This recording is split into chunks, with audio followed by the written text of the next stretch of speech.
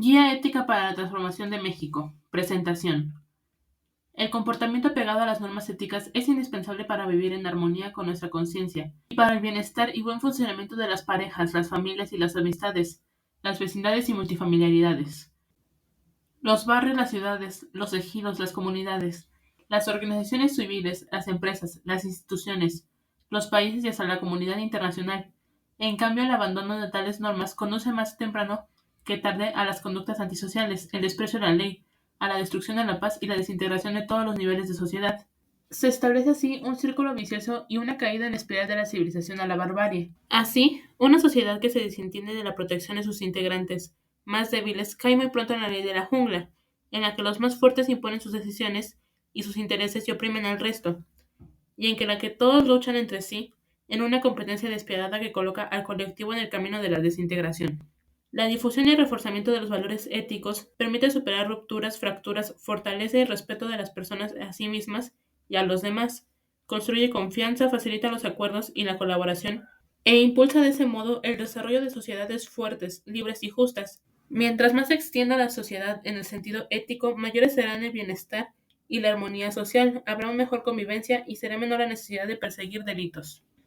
El régimen neoliberal y oligárquico que imperó en el país entre los años 80 del siglo pasado y las dos primeras décadas del siglo XXI machacó por todos los medios la idea de que la cultura tradicional del pueblo mexicano era sinónimo de atraso y de que la modernidad residía en los valores como la competitividad, la rentabilidad, la productividad y el éxito personal en contraposición a la fraternidad y los intereses colectivos. Predicó que la población debía acomodarse a los vaivenes de la economía en vez de promover una economía que diera satisfacción a las necesidades de la gente. Los más altos funcionarios dieron ejemplo de comportamiento corrupto y delictivo, y desprecio por el pueblo y hasta por la vida humana. Buena parte de la actividad empresarial se contaminó de un pragmatismo extremo en que toda consideración humana y todo interés nacional se desechaba en aras de la ganancia desmedida. Los comportamientos corruptos proliferaron también en organizaciones sindicales, agrarias y de sociedad civil, y se extendieron incluso al seno de núcleos familiares. Se distorsionó y erosionó la ética que ha caracterizado al pueblo mexicano a lo largo de su historia, y ello tuvo como consecuencia un declive moral generalizado en el país. Ante la descomposición y la decadencia a la que México fue conducido, proponemos reafirmar, difundir y promover los principios éticos hasta hace poco menospreciados y ridiculizados en el pasado reciente, desde las alturas del poder político y económico, así como incorporar y fortalecer otras normas en conducta que han ido surgiendo en el mundo y en el país como resultado de la reflexión sobre temas de moral social y del avance civilizatorio general. Toda transformación social perdurable y de alcance histórico conlleva un cambio en el acuerdo general sobre los principios de convivencia, y en ese cambio se combina la recuperación de las normas tradicionales que han sido abandonadas, y un avance hacia nuevas nociones morales que nos permitan resolver dilemas éticos de nuestro tiempo. Desde luego, la adopción de una nueva guía ética y por parte de la sociedad debe ser fruto del acuerdo y no de la imposición de la educación y no de la coerción. La cuarta transformación de la vida pública nacional se ha propuesto erradicar la corrupción, construir un estado de bienestar y de derecho y heredar un país libre, democrático y soberano, en el que la política se oriente por el principio del servicio de los demás y en que el desarrollo no deje afuera a nadie. Para cumplir tales propósitos es obligado impulsar una revolución en las conciencias, esto es, construir una nueva ética humanista y solidaria, que conduzca a la recuperación de los valores tradicionales mexicanos y universales de nuestra grandeza nacional. Como el resto del mundo, México atraviesa actualmente por una crisis sanitaria sumamente dolorosa, que se ha cobrado vidas innumerables y ha traído sufrimiento espiritual y material a millones de mexicanos. La pandemia del COVID-19 puso a la humanidad y a nuestro país ante el desafío de una renovación ética, pero también sacó a reducir conductas ejemplares, tanto en lo social como en lo individual, que deben ser reconocidas e impulsadas. La ecuación familiar, el sacrificio desinteresado del personal de salud y la solidaridad que han permitido a numerosas personas salir adelante a pesar del dislocamiento de la economía causado en casi todos los países por las medidas de mitigación de los contagios. En nuestra nación, esas conductas han significado la diferencia entre una situación crítica y un desastre total, y se ha procurado tomarlas en cuenta para la elaboración de esta guía. Se presenta aquí una síntesis de principios, valores y preceptos que, sin ser exhaustiva, ofrece los principios y valores generales considerados como positivos para la construcción de una vida y una sociedad mejores, para promover soluciones moralmente aceptables cuando entran en conflicto los fines particulares y los fines colectivos, y para incrementar el bienestar físico, psicológico, emocional, espiritual, político, social, económico y ambiental de los mexicanos. Tiene como propósito contribuir a la construcción de la convivencia nacional pacífica cívica, con libertad, paz, justicia, dignidad y seguridad.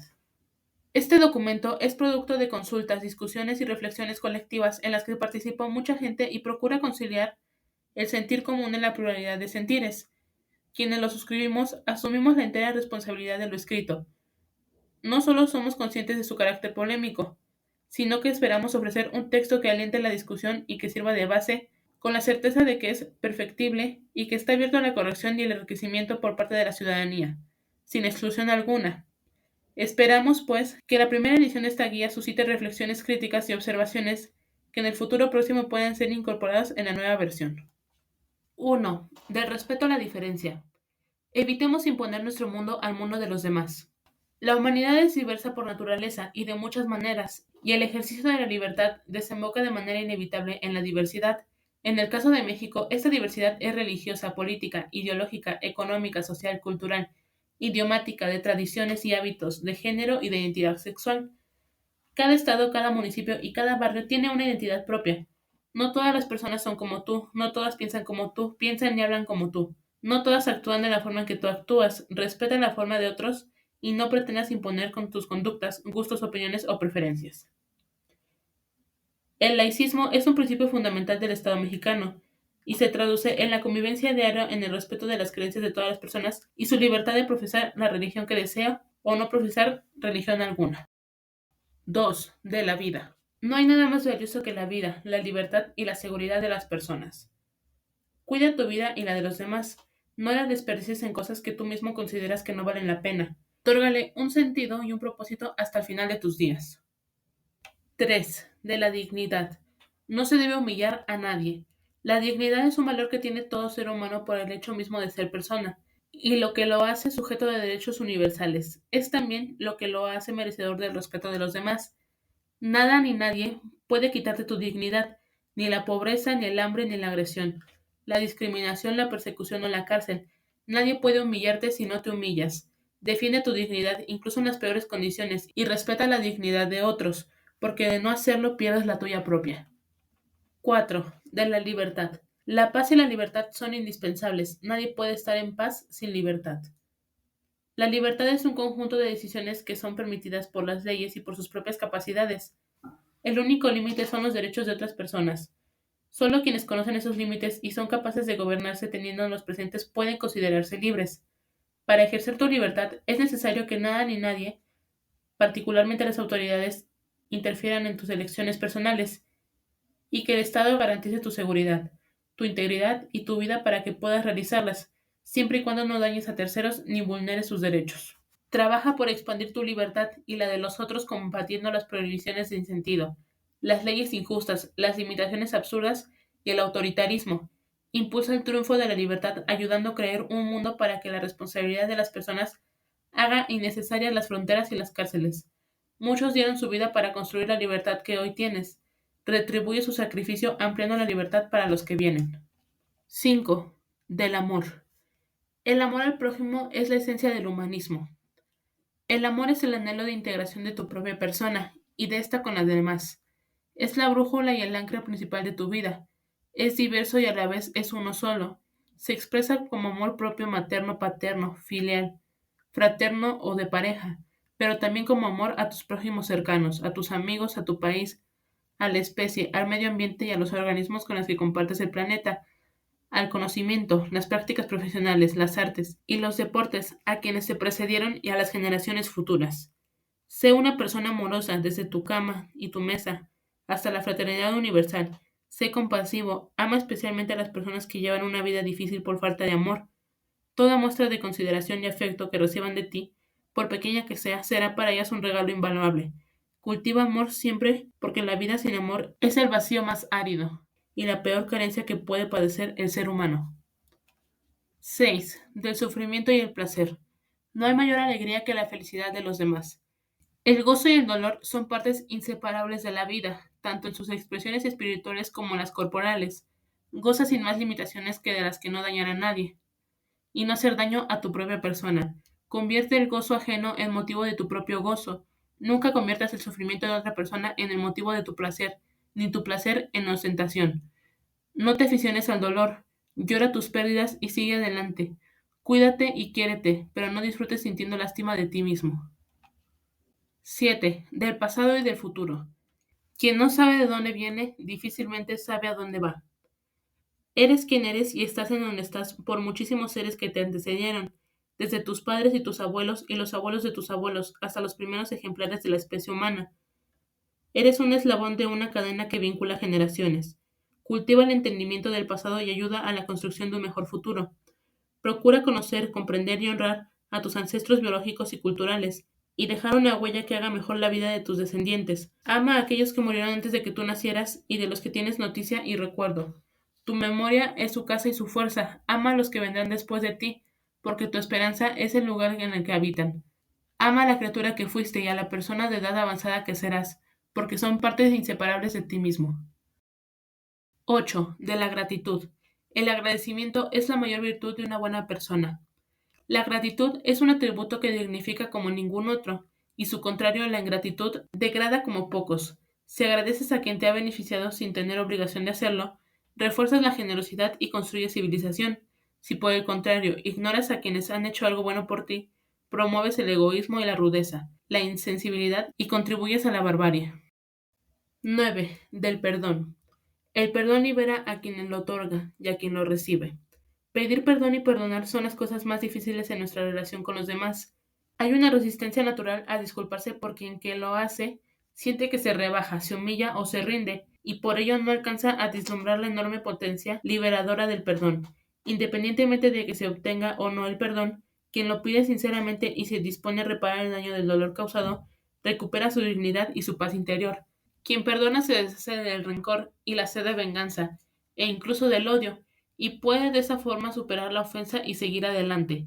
Pide perdón si actuaste mal y otórgale si fuiste víctima del maltrato, agresión, abuso o violencia, que así permitirás la liberación de la culpa de quien te ofendió.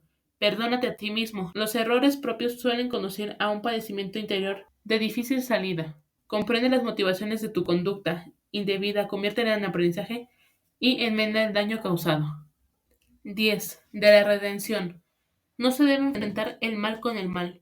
En la antigüedad, la redención se refería al acto por el medio del cual un esclavo obtenía su libertad, o bien al pago para recuperar un objeto empeñado. Actualmente significa la recuperación de errores, la toma de conciencia de por actos indebidos y un arrepentimiento que implica el reconocimiento de culpabilidad y el propósito de no incurrir de nuevo en un delito o acción inmoral. Para el conservadurismo y el autoritarismo, las actitudes incorrectas o delictivas deben ser objeto de castigo severo y las personas que se presentan han de ser separadas de la sociedad, degradadas, sometidas a una desconfianza permanente. Desde una perspectiva humanista, los criminales corruptos pueden redimirse por medio de la reflexión, la educación e incluso la terapia psicológica, sin renunciar, desde luego, por la seguridad de la sociedad y por motivo de justicia, a la posibilidad de sanaciones como la privación de la libertad ante una infracción de las instituciones de la ciudadanía, y los individuos pueden optar por la creencia de maldad innata y la convicción de que toda persona es producto de sus circunstancias y capaz de redimirse, preferible a la libertad de la prohibición, la escuela a la cárcel, la esperanza a la desconfianza y la sospecha.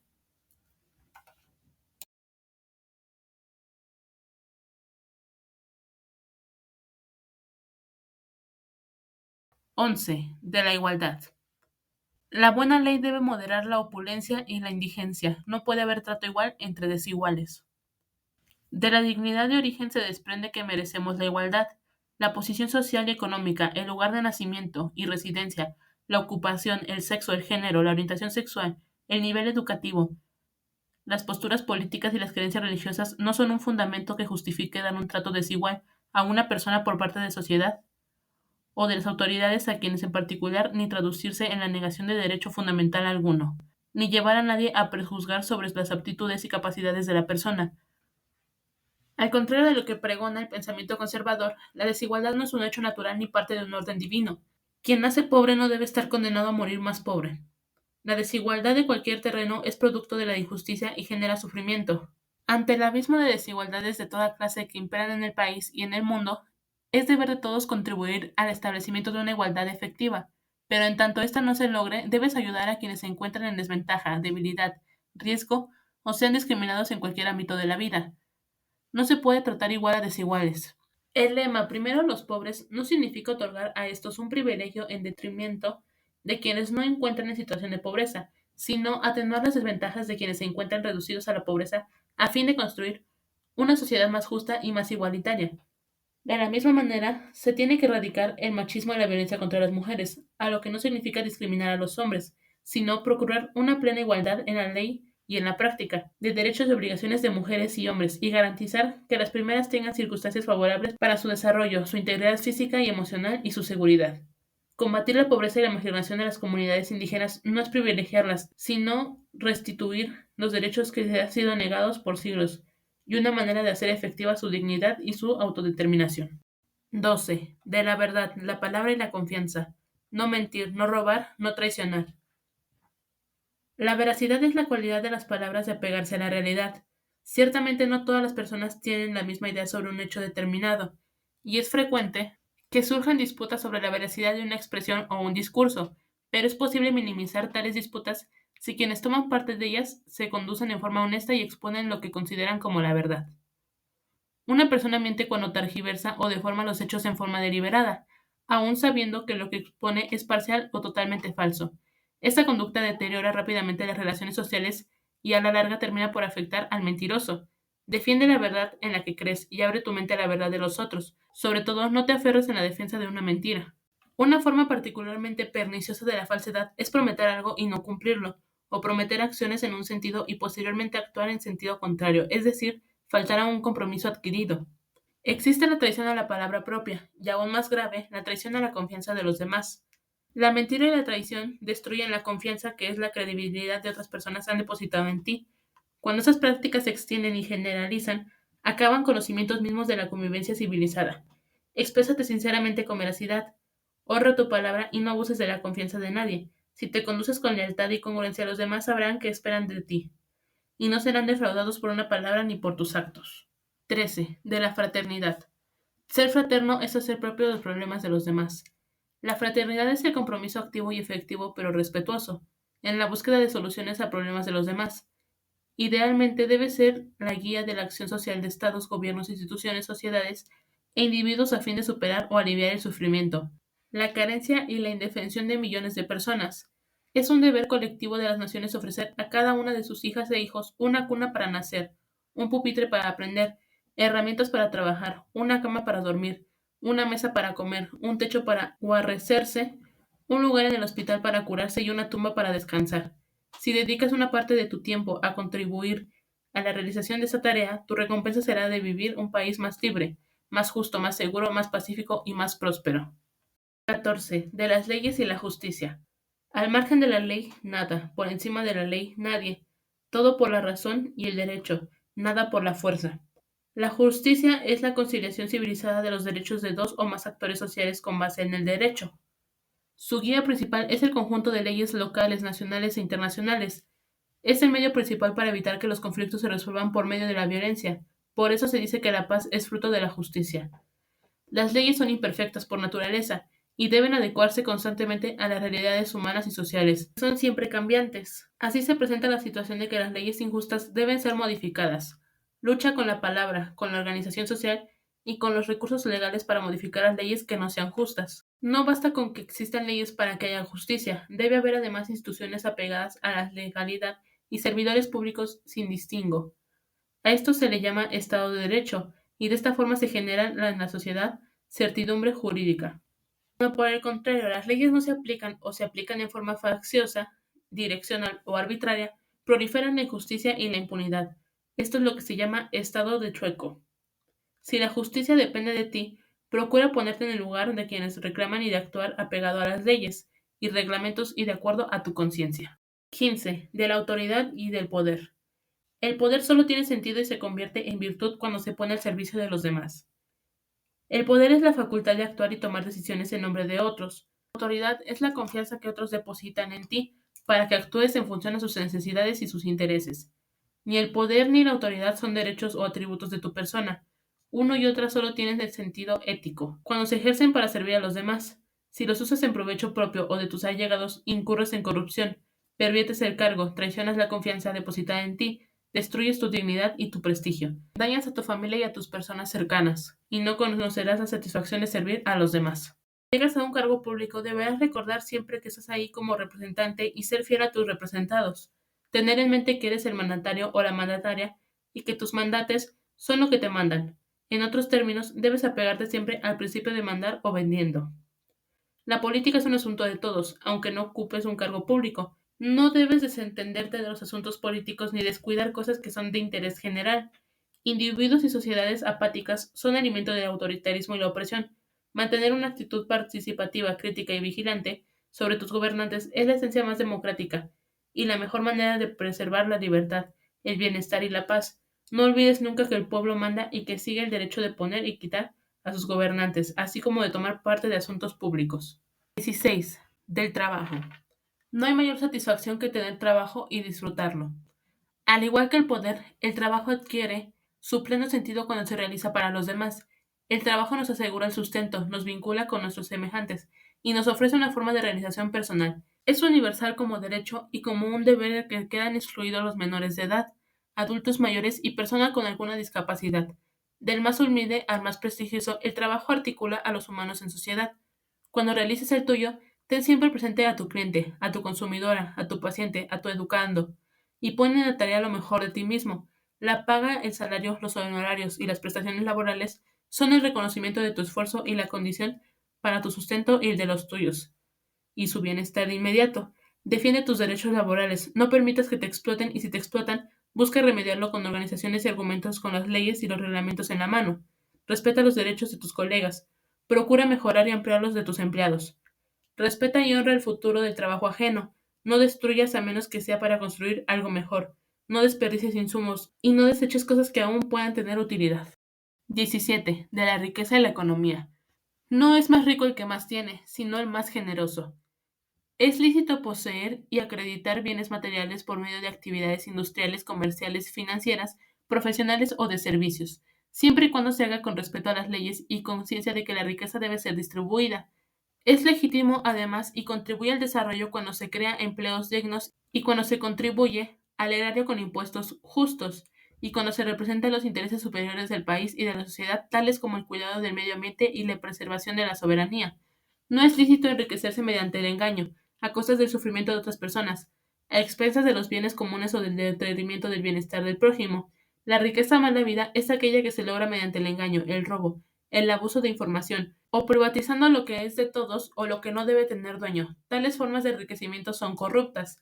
Quien procura la ganancia razonable, quien empeña su creatividad, se arriesga y mantiene fuentes de trabajo, será reconocido por la sociedad como un empresario responsable con sentido social.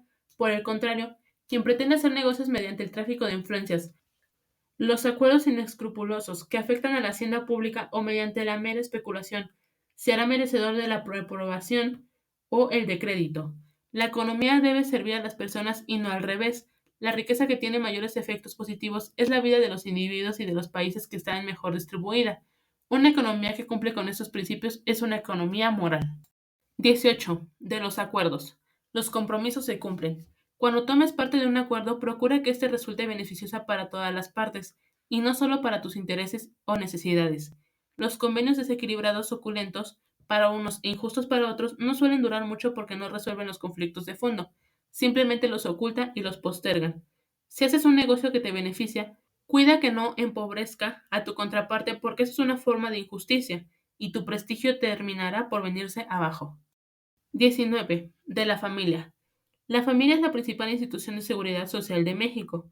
La familia es la cédula básica de la sociedad, la primera escuela, el primer dispensario médico y nuestro país. Un núcleo de ayuda mutua que escoge los individuos en circunstancias adversas, como se ha evidenciado en la pandemia que enfrentamos hoy en día. En periodo de crisis económica, muchas familias se convierten en centros productivos y en atenuantes del desempleo, y cuando ocurren catástrofes como huracanes y terremotos, muchos hogares acogen a personas o familiares enteras que han resultado damnificadas. Aunque se suele presentar en una sola de sus formas, la de la pareja con hijos, la familia es una unidad muy variable y sin un modelo único.